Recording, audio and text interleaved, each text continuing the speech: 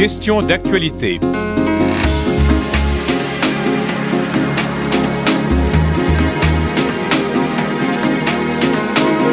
Aujourd'hui à l'émission, renouveau de l'idée souverainiste, réalité ou illusion?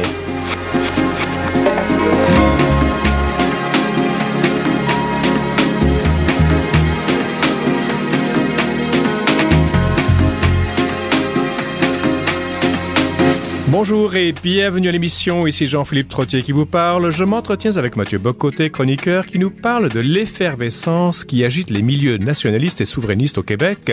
Ceci alors que PKP est aux commandes du Parti québécois et que Gilles Duceppe est revenu à la barre du Bloc québécois. Mathieu, bonjour. Bonjour. Bonjour et bonne Saint-Jean à vous, bonne Saint-Jean aux auditeurs. Bonne Saint-Jean à vous aussi, bonne fête nationale, comme il faut dire apparemment. Ah, bonne fête nationale, hein. Bon, les deux termes sont tout à fait convenables. Merci beaucoup, Mathieu, de votre imprimature, de votre bénédiction. Dites-moi une chose, vous devez être content avec tout ce qui se passe maintenant dans le milieu souverainiste, dans les milieux. J'essaie de voir ce qui s'est passé ces dernières semaines et de comprendre ce qui se passe. C'est-à-dire, bon, d'un côté, Pierre-Carl Péladeau devient chef du Parti québécois, il lui imprime une direction ferme, c'est un volontariste. Le Bloc québécois semblait condamné à la disparition le retour de Gilles Duceppe. Laisse croire que le Bloc devient à tout le moins concurrentiel pour les prochaines élections fédérales, bien que ça puisse... Le problème, c'est qu'évidemment, si le Bloc coule même avec Duceppe, ça va toucher l'ensemble du mouvement souverainiste, mais bon, c'est une donnée qui est intéressante. Jean-Martin Haussan, qui lors des funérailles de Jacques Parizeau, on nous dit que c'est la fin de tous les exils, donc on peut comprendre que c'est un signal lancé comme quoi il va revenir dans la politique souverainiste. Et par ailleurs, la mort de M. Parizeau récemment, qui, aussi tragique soit-elle, brasse les consciences, ranime certaines aspirations, réveille peut-être des sentiments ou des aspirations déçues ou vaincues. Alors, il y a quelque chose chez les souverainistes en ce moment, il y a une effervescence. Et la question que je me pose, c'est est-ce que c'est une véritable renaissance ou est-ce que les souverainistes sont en ce moment sur ce qu'on pourrait appeler un trip idéologique, une espèce d'immense je dirais ils sont en train de se saouler idéologiquement et dans ce cas-là, la gueule de bois risque d'être très difficile. Donc je me demande, est-ce que c'est renaissance, que c'est une bulle idéologique? Est-ce que l'une peut conduire à l'autre? Ça reste à voir. Justement, Mathieu Bock-Côté, vous parlez de gueule de bois. Il me semble que la gueule de bois a commencé déjà après la défaite du référendum en 95. Ça fait 20 ans de gueule de bois et de dissolution, comme vous dites souvent, de l'idée souverainiste. Est-ce qu'on peut pas lire la situation actuelle comme étant une espèce de compensation pour ces 20 années de traversée du désert? C'est une excellente question et c'est une bonne analyse. Je crois que les souverainistes ont l'impression que depuis 20 ans, et ils ne se trompent pas, ils ont perdu. Ils ont perdu du terrain, ils en ont même perdu dans leur capacité à définir la situation politique québécoise. Autrement dit, la question nationale a eu tendance à se disloquer. Et là, on voit des souverainistes qui disent, et c'est le sentiment qui les anime, eh bien, on ne réussira pas à entraîner les Québécois vers l'indépendance si nous-mêmes nous ne sommes pas convaincus. Si nous-mêmes nous n'avons pas la foi conquérante, eh bien, comment pourrons-nous convertir les Québécois ou convaincre les Québécois aux vertus de l'indépendance? Donc, ils se disent, il faut, pour donner... comment je peux dire ça, pour être capable de ranimer la passion souverainiste chez les Québécois, eh bien, les souverainistes doivent l'avoir eux-mêmes.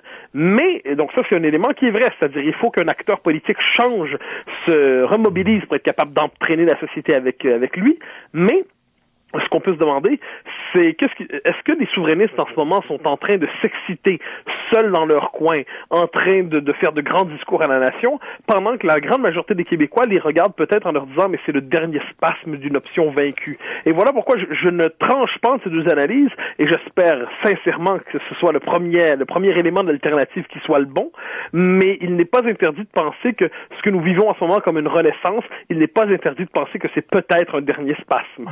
Un dernier spasme parce qu'après, souvent les gens disent démographiquement, c'est la dernière fois où les Québécois de souche vont pouvoir voter massivement pour l'indépendance parce que on était à plus de 80% de la population du Québec, ça a descendu et puis inexorablement ça va descendre davantage. Oui, ça vous nommez la grande variable, c'est-à-dire la question démographique. Oui. C'est-à-dire, certains nous disent quelquefois, mais il n'y a aucun lien entre la démographie et la souveraineté, ce qui est absolument sot et faux. Évidemment que le projet souverainiste est porté d'abord et avant tout par la majorité francophone, Et si cette majorité n'est plus assez pesante, eh bien le projet souverainiste va tout simplement régresser, se folkloriser, mourir d'une certaine manière, ce qui serait tout à fait malheureux. Mais cela dit, je note une chose, donc oui, dernière chance, c'est un sentiment que je partage, mais je lisais récemment, quand Jacques Parizeau est devenu chef du Parti québécois en 1988, il y a une série de gens qui font des discours pour lui, dont son vieux professeur des HEC, François-Albert Angers, un discours de 3 minutes environ pour le présenter au parti. Et qu'est-ce que nous dit François-Albert Angers en 1988? Il dit sans aucun doute, Jacques Parizeau est un homme exceptionnel et c'est l'homme de la dernière chance si nous en avons encore une. Donc je dirais que c'est probablement, puis j'essaie de me placer à distance de mes propres convictions, c'est le propre de tout patriote ardent de croire que son pays joue toujours sa dernière chance dans les prochaines années. Est-ce qu'on peut imaginer, Mathieu Bock-Côté, on sait que la plupart des immigrants sont contre cette idée-là, ils ont leurs raisons, etc. Il y a toute la propagande fédéraliste aussi à laquelle beaucoup s'accrochent, et qui est pas toujours dénuée de fondement. Je veux dire, c'est ni blanc ni noir. Mais est-ce qu'il n'y a pas moyen de faire, j'aime pas le mot pédagogie, je crois pas à ce mot-là, Mathieu, mais est-ce qu'il n'y a pas moyen d'incarner avec une telle conviction l'idée nationaliste pour que ça fasse par osmose ou par contagion, que ça allume d'autres cœurs qui viennent d'autres horizons que les nôtres? Il n'est pas interdit d'espérer qu'un certain nombre d'immigrants embarquent dans le projet national.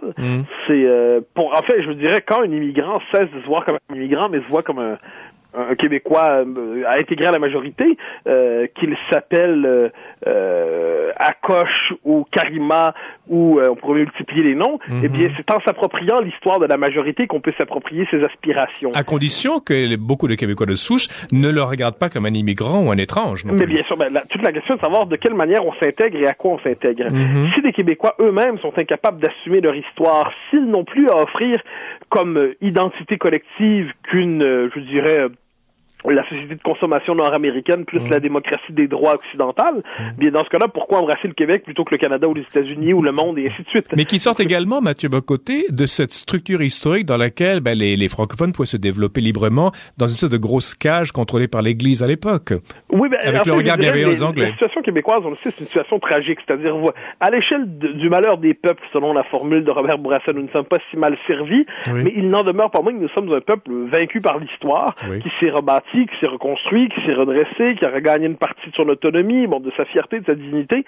Il n'en demeure pas moins que pour le nouvel arrivant, pour l'immigrant qui arrive ici, la langue dominante en Amérique du Nord, c'est l'anglais. Le pays qui l'accueille, c'est le Canada. Donc, pour rejoindre le camp souverainiste, ce n'est pas impossible, mais disons que ce n'est pas si simple que ça. Voilà pourquoi, si on doit tendre la main aux immigrants, si on doit leur dire qu'ils ont toute leur place dans le projet souverainiste et dans la société québécoise, si on doit leur faire comprendre qu'ils sont les bienvenus ici, il n'en demeure pas moins que, je dirais, prosaïquement, c'est chez les francophones, les Québécois francophones de la majorité, qu'il est possible de construire cette majorité, la majorité référendaire espérée. C'est pour ça que je parle de structure historique héritée, donc justement de l'histoire. Il faut peut-être, pour les souverainistes, ils n'ont pas trop le choix que pas d'effacer l'histoire, mais de la transcender en un sens.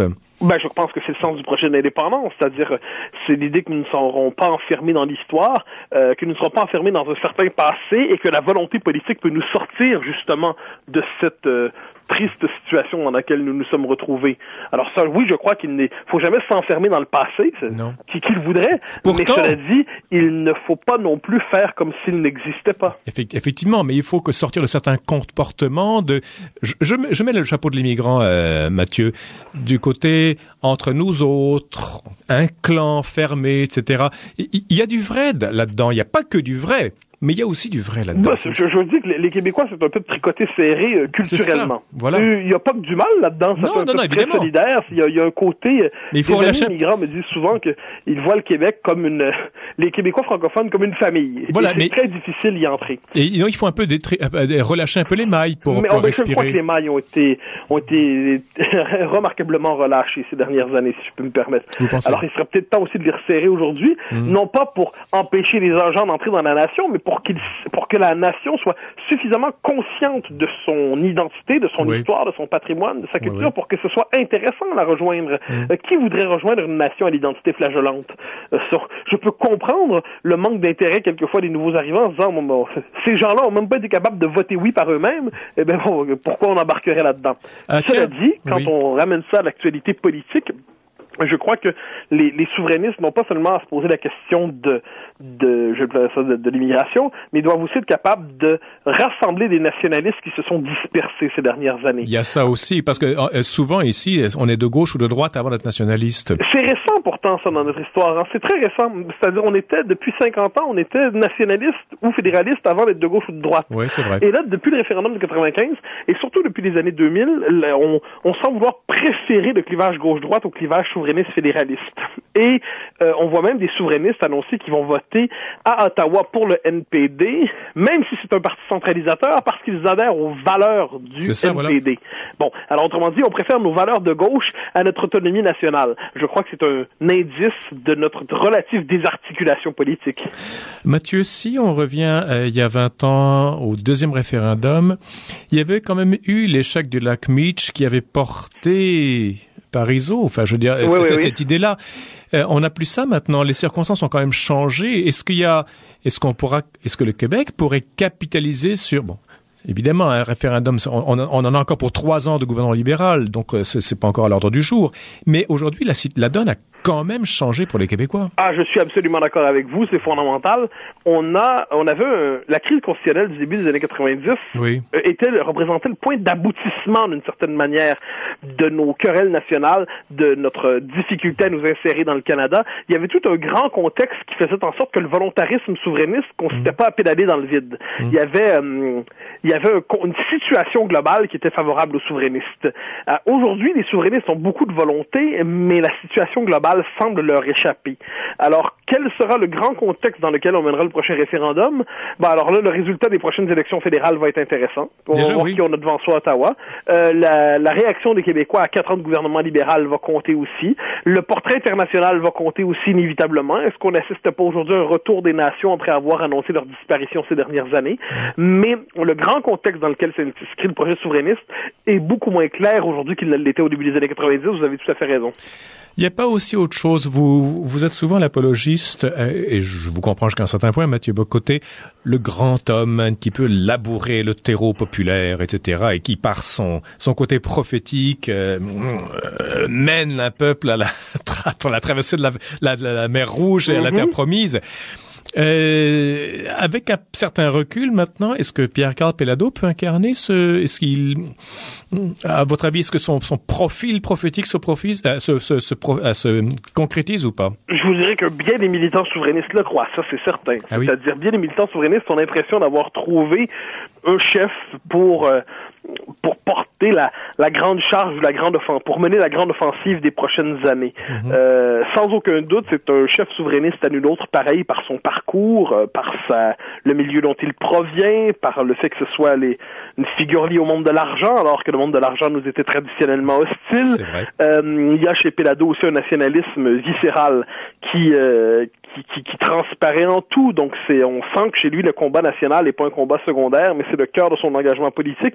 Donc il y a de bonnes raisons de croire qu'on est devant un homme d'envergure. Ce que je crois aussi. Et Gilles Duceppe, savoir ensuite, c'est-à-dire tous les grands hommes ne réussissent pas nécessairement. Il ne suffit pas d'être un grand homme pour être capable de transformer le cours de l'histoire. Donc être un grand homme peut aider à le transformer. À qui le dites-vous, Mathieu? À qui le dites-vous, évidemment? Gilles Duceppe est-il aussi un prophète ou prophétisable? Non, je crois que il y a une autre figure. Je dirais pas de Péladeau que c'est un prophète, soit dit en passant. J'utilise le mot grand homme, c'est-à-dire le langage du grand homme, c'est un langage politique. Le mot prophète, c'est un langage religieux. Donc, je dirais de Péladeau, oui, un grand homme. À tout le moins, il y a le profil pour le devenir. Pour ce qui est de Duceppe, je crois qu'on est plutôt devant la figure de l'homme politique expérimenté. Et c'est le contraste avec Mario Beaulieu qui est intéressant ici. Parce que Mario Beaulieu, qui était le chef du Bloc québécois il y a à peu près 1 an, c'était un militant, un ouvrier infatigable de la cause nationale, mais ce n'était pas un chef politique. Alors que Gilles Duceppe, depuis 20 ans, peu importe les désaccords qu'on a pu avoir avec lui, les critiques qu'on a pu formuler à son endroit, c'était devenu un homme politique respecté qui assurait une crédibilité institutionnelle au projet souverainiste québécois. Donc son retour, ça redonne du poids politique au projet souverainiste, très certainement. Reste à voir si les Québécois vont voir ça sous le signe du retour du passé ou de l'apport de l'expérience. Mathieu Bock-Côté, c'est tout le temps dont on dispose malheureusement. Alors, prophète ou grand homme, selon l'option qu'on choisit, je vous souhaite une bonne Saint-Jean ou une bonne fête nationale. Eh bien, une bonne Saint-Jean à vous aussi. Au grand plaisir de vous revoir régulièrement en septembre. Oui, alors, en septembre, effectivement. Merci beaucoup, Mathieu Bock-Côté. Au revoir.